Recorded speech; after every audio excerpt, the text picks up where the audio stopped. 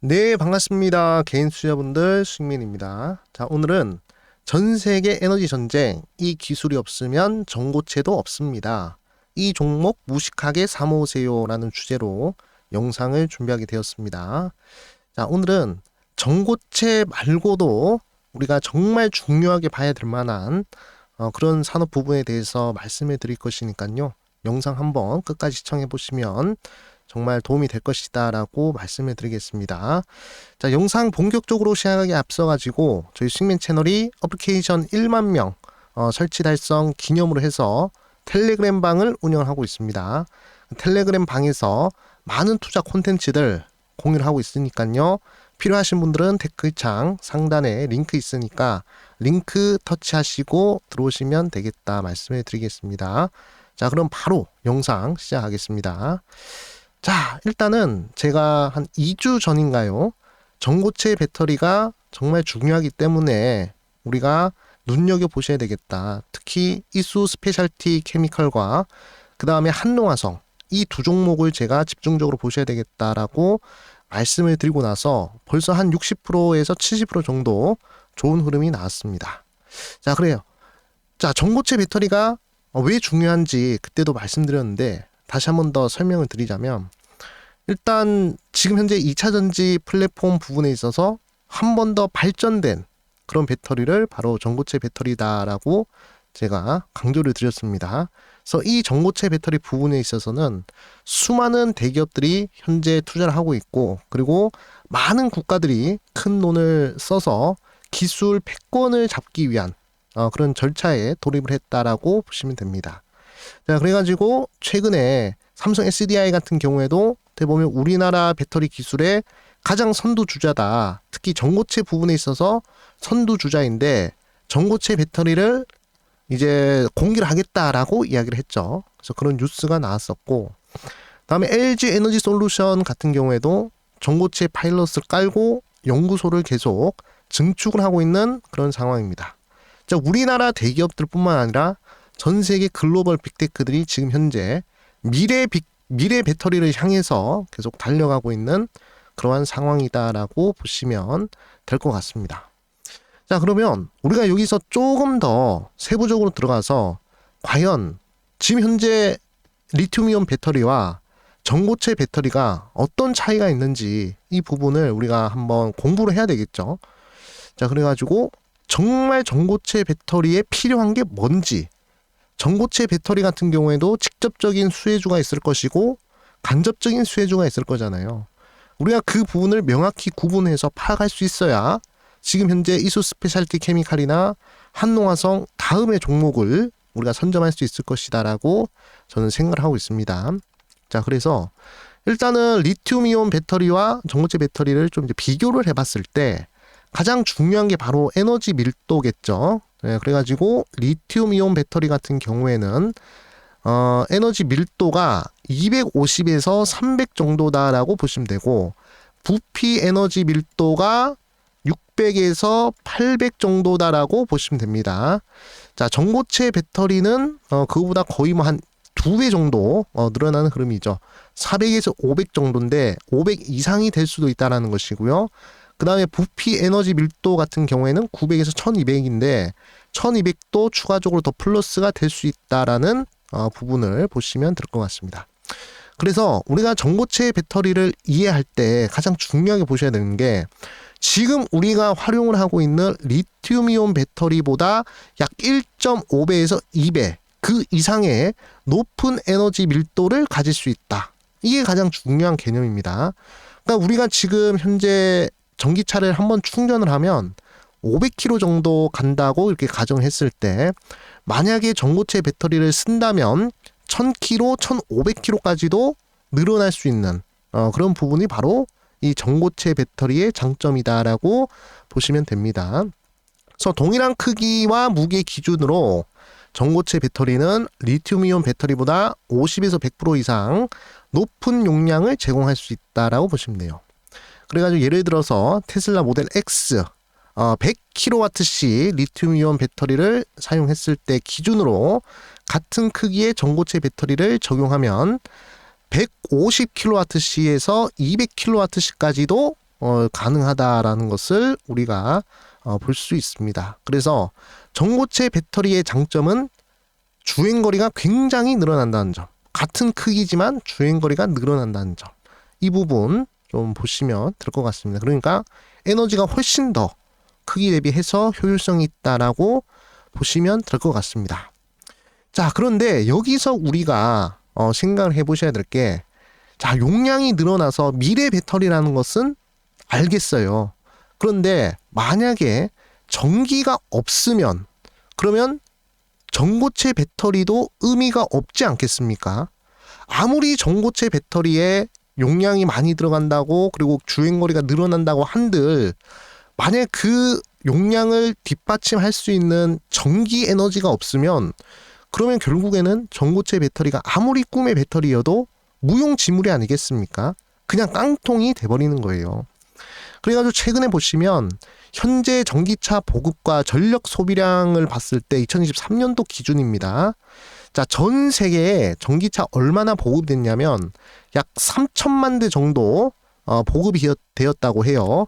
그래가지고 전기차 충전으로 인한 전력 소비량이 약 1000테라와트시라고 합니다. 그러니까 1조 테라와트시다라고 보시면 돼요. 전 세계 전력 소비량의 3%에서 4% 정도다라고 보시면 됩니다. 이 정도면 굉장히 많이 하는 것이죠. 이용을 하는 것이죠. 자, 그런데 만약에 전고체 배터리가 나와서 전기차에 탑재가 되거나 또는 뭐 로봇이라든지 UAM이라든지 드론이라든지 이쪽으로 다 탑재가 된다라고 했을 때, 자, 그때는 뭐 전기차만 가지고 봤을 때 2035년도 10년 뒤에는 전기차 보급 대수가 약 3억 대 정도라고 예상을 하고 있죠. 10배가 증가한다라고 볼 수가 있습니다. 자, 그러면 전고체 배터리를 적용을 하면 평균 충전 용량이 1.5배에서 2.5배까지 증가가 된다라고 이렇게 얘기가 나오잖아요. 그러면 예상 전력 소비량이 못해도 4,000에서 5,000 테라와트시까지 간다는 것입니다. 현재보다 약 4배에서 5배가 증가한다 라고 보시면 돼요. 자, 그렇기 때문에 이 전력을 도대체 어디서 맞출 것이냐, 이게 가장 큰 문제입니다. 그래가지고 지금 전 세계적으로 뭐 데이터 센터 때문에도 전력이 부족하다라는 이야기가 많이 나오고 있죠. 데이터 센터가 좋은 건 누구나 알아요. AI가 아주 실생활에 필요하고 그리고 앞으로 유망하다는 건 다 압니다. 근데 지금 현재 전력이 부족하기 때문에 이런 부분들에 있어서 발전 속도가 느려지고 있다는 것이에요. 그리고 전기 먹는 데이터 센터, 이것도 어떻게 할 겁니까? 2차 전지 그 배터리 같은 경우에도 돈을 많이 먹는데, 전기차 같은 경우에는 돈을 많이 먹는데, 전기가 돈을 많이 먹는데, 이 데이터 센터 같은 경우에도 2년 뒤에 전력 소비량이 2배에서 3배까지 늘어난다고 해요. 그래서 미국에서는 이미 에너지를 비상사태까지 왔다 이렇게 선언을 하면서 전기를 확보하기 위한 그런 부분들이 계속 이어지고 있다라고 보시면 됩니다. 자, 만약에 지금 정말 좋은 전고체 배터리가 나왔다고 칩시다. 그게 2차 전지 그게 전기차에 탑재가 된다라고 했을 때, 과연 지금의 충전 인프라로 그 전고체 전기차들을 다 충족을 할 수 있을까요? 제가 봤을 때는 무리라고 생각합니다. 그러니까 전고체 배터리라는 것은 결국에 전기 인프라가 확실하게 있어야 가능하다는 것이죠. 물론 기대감이 커가지고 지금 좋은 흐름이 나오고 있지만, 그보다 선행이 돼야 될 것이 전기를 효율적으로 잘 만들어야 되는 그런 부분들이 중요하다라고 저는 생각을 하고 있습니다. 그래가지고 그것을 해결할 수 있는 게 바로 무엇이냐라고 봤을 때, 지금 가장 큰 대안이, 가장 최선의 대안이 바로 SMR이다라고 저는 생각을 하고 있어요. 그래가지고 이 SMR, 소형 원전이라고 할 수 있죠. 이렇게 생겼습니다. 자, 대형 원전은 엄청 크잖아요. 하지만 소형 원전은 이렇게 생겼습니다. 이런 게 만약에 뭐 전기차 충전소라든지 또는 데이터 센터라든지 이런 부분들에 여러 개 이렇게 빠바바박 세울 수 있으면, 그러면 원전 한 기만큼의 전력을 뽑아낼 수 있는 그런 기술력이라는 것이에요.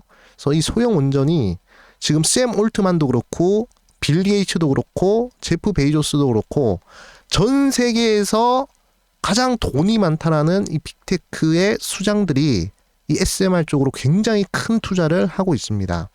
그래서 샘 올트만은 오클로를 창업을 했고요. 빌 게이츠 같은 경우에도 이미 2008년도 그때 SMR 회사를 설립을 했습니다. 제프 베이조스 같은 경우 SMR이나 핵 융합에도 지금 현재 투자를 하고 있어요. 그 이유는 뭐다? 전기가 부족을 하니까. 기술력은 좋은데 그 기술력이 발전하는 부분에 있어서 전기를 공급하지 못하니까, 에너지를 공급하지 못하니까 아무 필요가 없어질 수도 있다. 결국에 데이터와 전기를 확보하는 사람들이 지금 4차 혁명 시대에 가장 큰 돈을 벌 수 있다라는 것입니다. 자, 그래서 2018년도 데이터 센터 최소 2배 전력이 필요하다 이야기가 나오고 있죠. 자, 전력 문제 심각하다 대만에서 이야기를 하고 있습니다. 우리 SK 하이닉스에서도 SMR 같은 에너지가 꼭 필요하다라고 이야기를 하고 있어요. 2035년도에는 SMR 시장이 최대 600조 원 이상으로 성장한다라고 보시면 됩니다. 그러니까 이 4차 산업혁명의 핵심인 AI와 그 다음에 에너지 저장 기술, 뭐 전고체라든지 ESS라든지 뭐 이런 부분들을 효율적으로 하기 위해서 로봇이라든지 이런 부분들을 하기 위해서는 전기를 많이 생산해야 되는데 이 SMR 말고는 딱히 큰 대안이 없다. 태양광도 있고 풍력도 있고 그리고 뭐 화석연료 에너지 최근에는 뭐 LNG로 뭐 전기 만든다 이렇게 얘기를 하지만 그것들은 지금 뭐 기후 변화나 이런 기후 위기 때문에 뭐 크게 이용을 하지 못하는 그런 상황입니다. 그리고 전기를 만들어내는 효율성까지도 그렇게 크게 좋진 않아요. 사실 뭐 원전만큼 효율성이 좋은 에너지원은 없지만 그래도 안정성 때문에 지금 현재 문제가 많이 생기고 있잖아요. 그렇죠? 근데 그 안정성도 잡고 그다음에 효율적으로 전기를 만들 수 있는 부분도 SMR이 다 할 수 있기 때문에 아마 제가 봤을 때는 전고체가 물론 좋긴 하지만 SMR이 기술력이 선행되지 않는다면 전고체는 힘들어질 수도 있다라고 생각을 하고 있습니다. 그러니까 기대감 쪽으로는 전고체가 좋지만 조금 더 실제적으로 들어갔을 때는 전고체 같이 보셔야 될 부분은 바로 SMR이다라고 저는 말씀을 드리고 싶습니다. 자, 그래서 우리가 SMR 관련주 제가 한 2종목 정도 좀 이제 가지고 왔는데 첫 번째로는 이제 현대건설입니다. 자, 현대건설은 제가 저번에도 강조를 많이 드렸죠. 예, 원전 관련된 종목으로서 최근에 좋은 흐름이 나오고 있고 최근에 건설 경기가 안 좋다고 하잖아요. 그래가지고 많은 건설사들이 도산되고 지금 문을 닫고 있는 상황인데 그 역경을 이겨낸 몇몇의 건설사들은 향후 제가 봤을 때는 또 그 수요를 다 빨아들이면서 또다시 한 번 더 큰 성장을 할 수 있을 것 같아요. 그래서 지금 가장 안정적이면서 잘 버티는 그리고 앞으로 기대감도 있는 현대건설을 눈여겨보셔야 되고 한국과 미국 합작하는 부분에 있어서 SMR 짓는다 이렇게 이야기를 하고 있습니다. 그래서 SMR을 건설하는 부분에 있어서 지금 현재 현대건설 좀 이제 눈여겨보셔야 되겠고 자 그러면 SMR 속에 들어가는 가스터빈이나 뭐 원자력 터빈 이런 부분들은 우리나라의 두산 에너빌리티가 역시나 전 세계에서 1등 아니겠습니까? 그래서 사업을 지속적으로 확대해서 10조 원까지 수주를 계속적으로 늘릴 수 있는 그런 부분도 우리가 좀 눈여겨보셔야 될 것 같습니다. 그래서 향후 5년간 60개 이상의 SMR 수주를 추진한다라고 이야기를 하고 있어요. 그래가지고 사실 전고체도 좋지만 이수 스페셜티 케미칼, 뭐 한농화성 이런 종목들 긍정적이긴 하지만 이런 종목들이 가면 같이 전기를 잘 만들어내는 SMR 쪽으로 해서 두산 에너빌리티나 현대건설도 우리가 연동해서 눈여겨봐야 될 종목이 아닌가 저는 그렇게 말씀을 드리고 싶습니다. 그래서 지금 현재 이 두 종목의 수급 흐름과 차트 흐름 어떤지 최근에 그리고 시장이 좀 빠지면서 조정을 좀 이제 받았는데 또 우리가 매수를 해볼 수 있는 그런 타이밍이 있을지 한번 살펴보도록 하겠습니다. 자, 첫 번째로 현대건설 한번 차트를 보도록 하겠습니다. 자, 최근에 시장 흐름이 좀 안 좋았었죠. 그러면서 좀 고점 대비해서 한 10% 정도 하락을 한 흐름인데 한 하지만 1월 달부터 해서 2월 달까지 시장이 흐름이 좋을 때 현재 거의 한 50% 정도 50% 정도 상승을 했기 때문에 나름 그래도 시장에 관심을 받은 그런 종목이었다라고 생각이 들고, 밑에 표시를 보시면 이게 ADR 지표입니다. 자, ADR 지표인데 시장에 상승하는 종목과 하락하는 종목의 이 비율을 나타내는 그런 지표거든요. 그래서 만약에 이게 120이 넘어가는 요런 시점에서는 시장이 어느 정도 과열이 되었다라고 볼 수가 있고, 70을 이탈하는 자리에서는 어느 정도 시장이 침체가 되었다라고 볼 수가 있는데, 지금 120을 때리지 못했어요. 1월달 그리고 2월달 요런 부분들 봤을 때 한번 과열을 한번 때리고 하락을 했다가 다시금 이렇게 횡보를 하고 있는 흐름이죠. 그러니까 ADR에 그렇게 큰 요동이 없었습니다. 자, 그렇기 때문에 요런 상황에서는 어차피 이렇게 시장에 관심을 받았던 종목들이 한번 강세를 보여주면 일정 구간 놀림목 이후로 다시금 반등하는 경우들이 나타나거든요. 수급이 잘 받쳐주면, 특히 메이저 수급들, 기관 수급들 중에서 장기성 자금, 사모펀드, 연기금, 투신, 요 수급들이 잘 받쳐주면 눌림목 이후 다시금 빠르게 반등을 할 수 있기 때문에 지금 차트 흐름상으로 봤을 때는 그렇게 크게 걱정할 만한 자리는 아니다라고 말씀을 드리겠고, 자, 월봉상으로 벌써 고점 대비 60% 넘게 하락한 자리입니다. 뭐 3월달에 공매도가 이렇게 재개된다고 한들 제가 보는 관점으로는 그렇게 크게 제한을 받지 않을 것 같아요. 공매도에 타깃이 될 가능성이 그렇게 크진 않을 것 같고요. 이제 바닥에서 이동평균선 추세 전환 나오면서 배열이 바뀌었습니다. 자, 배열이 거의 뭐 한 2021년도부터 계속 역배열 흐름 유지해 주다가 이제서야 2025년도 되어서야 이평선 배열이 역배열에서 정배열로 바뀌는 흐름인데, 자, 이 정도 흐름이라면 추세 쉽게 깨질 것 같진 않다라고 저는 생각을 하고 있습니다. 자, 그래서 수급 흐름을 한번 보도록 하겠습니다. 자, 수급 흐름을 보시면 역시나 가장 중요하게 보셔야 될 수급이 바로 사모펀드, 연기금, 투신이다라고 제가 말씀드렸죠.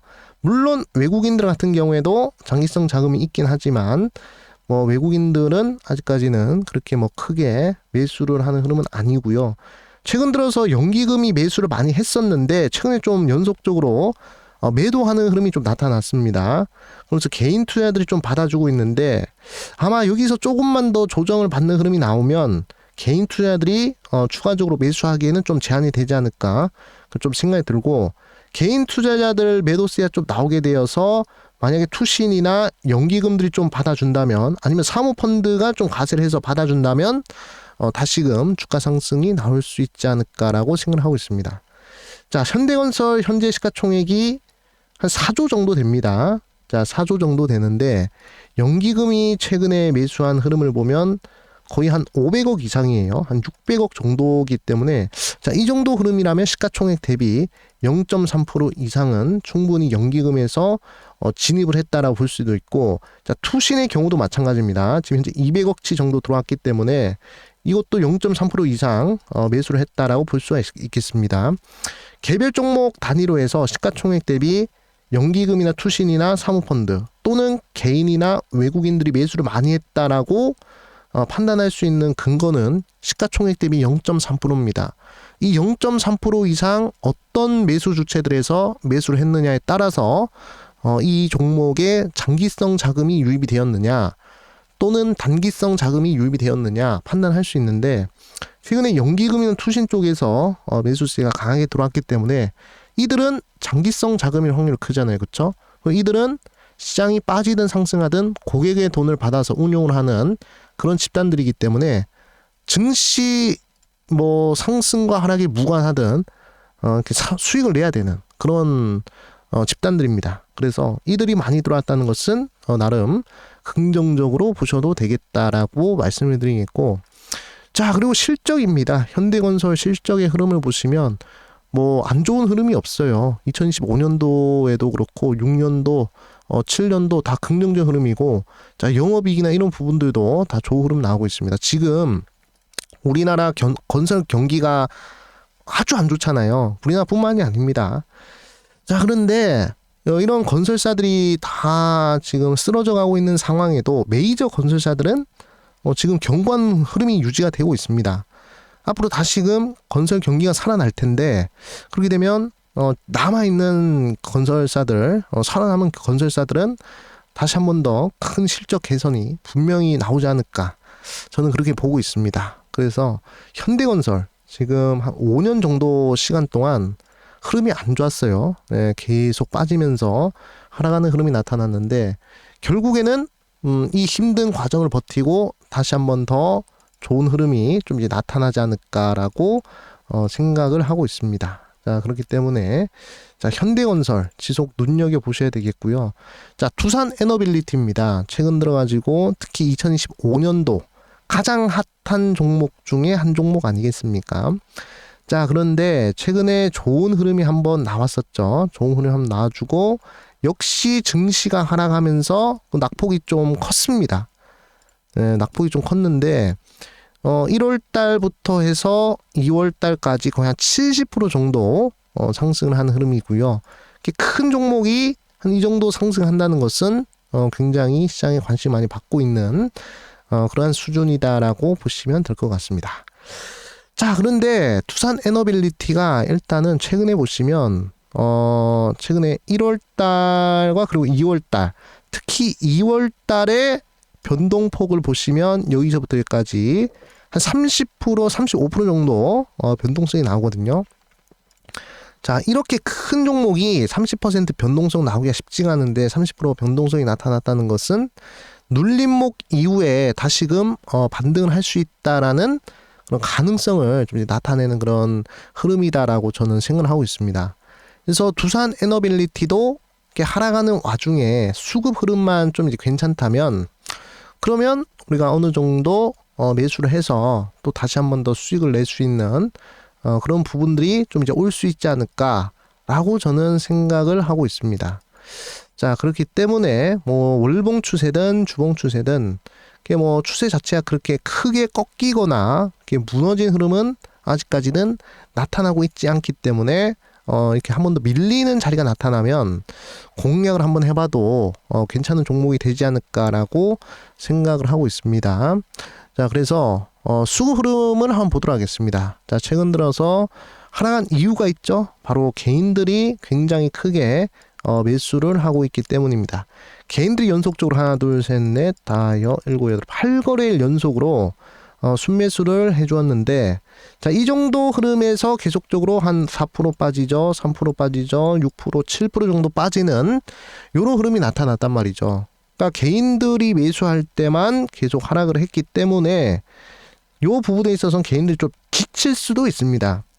지칠 수도 있기 때문에 제가 보는 관점에서는 만약에 한 23,800원 정도, 주가 자체가 23,800원 정도 라인에 들어오잖아요. 자, 그러면 개인들 매도가 나오는지 안 나오는지 보셔야 돼요.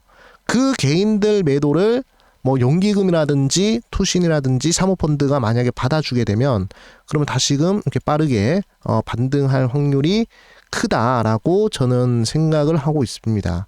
자, 그래서 지금 현재 수급 흐름을 잘 보셔야 될 것 같아요. 한 번 더 밀리는 흐름, 만약에 여기서 한 5% 정도 더 밀린다, 여기서 한 5% 내지 6% 더 밀린다라고 하면 매수 타이밍이거든요. 매수 맥점인데, 그때 이제 투신, 연기금, 사모펀드 요 세 개의 투자 주체들이 매수를 하느냐 안 하느냐, 이 부분을 잘 보셔야 되겠습니다. 그래서 두산 에너빌리티를 한 번 더 노리실 분들은 한 23,800원, 23,500원 요 구간을 좀 한번 노려보시는 것이 좋을 것 같다라고 말씀드리겠고, 뭐 실적이야 뭐 문제 되는 게 있겠습니까? 25년도, 26년도 예상치 봤을 때 늘어나는 흐름 나타나고 있잖아요. 자, 그렇기 때문에 크게 실적 부분에 있어서는 나쁜 종목은 아니다. 다만 지금은 수급 쪽에서 개인들 매수를 해서 이제는 개인들이 지치는 흐름까지 왔습니다. 고점 대비 한 20% 정도 빠지면 그때부터는 개인들 매도세가 나오면서 연기금, 사모펀드, 투신이 개입을 할 텐데, 그때 다시 한 번 더 이 주체들이 시가총액 대비 0.3% 정도 매수를 하는지, 좀 눈여겨보셔야 되겠다라고 말씀드리겠습니다. 그리고 금융투자 쪽에서 많이 팔고 있잖아요. 그쵸? 금융투자 쪽은 이 단기성 수급일 확률이 큽니다. 단기적으로 이렇게 트레이딩을 하는 그런 증권사 프랍 쪽인데 이쪽에서 매도를 하는 것도 나름 긍정적으로 보이거든요. 그래서 결국에는 장기성 자금들이 얼마나 매수를 해주느냐 이 부분을 잘 살펴보셔야 되겠다라고 말씀을 드리겠습니다. 자, 그래서 오늘은 자 이런 식으로 현대건설, 두산에너빌리티 우리가 못해도 전고체 시대를 만나기 위해서는 전기가 필수다.